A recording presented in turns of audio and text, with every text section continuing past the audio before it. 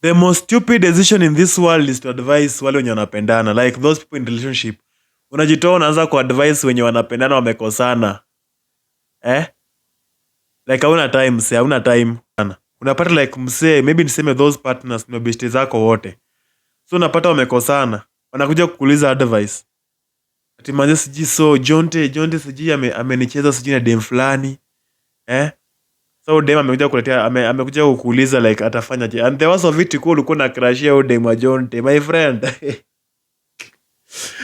Dem wa Jonte amekuja kukuambia ati Jonte amemcheza na dem, alafu juu wewe pia una crush yangu huyo dem wa Jonte. Unanipata? So unaanza kumadvise je achane na Jonte. My friend, kitakuramba. Kitakuramba. Jua sana napendana already. There's nothing you can do there.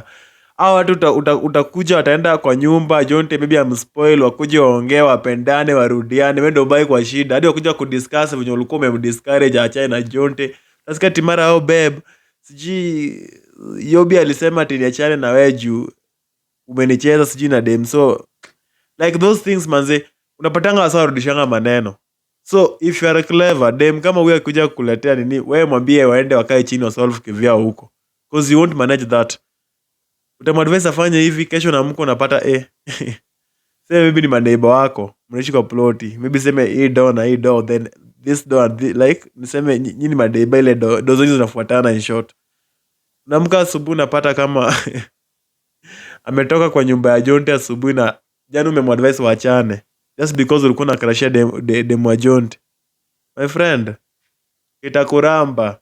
Utakuwa kama mjinga katikati yao. Unaona wawili huwezi advice, ni ngumu. Ni kama tu msichana anataka kwenda job Saudi Arabia. Ama mjaluo mwenye ako na pesa. So manze, be warned, achana vitu kama hizo. Waambie waende wajiongeleshe kwa nyumba yao huko pekee waelewane. Wafanye vitu kuzao huko hivyo. Because you won't make it manze.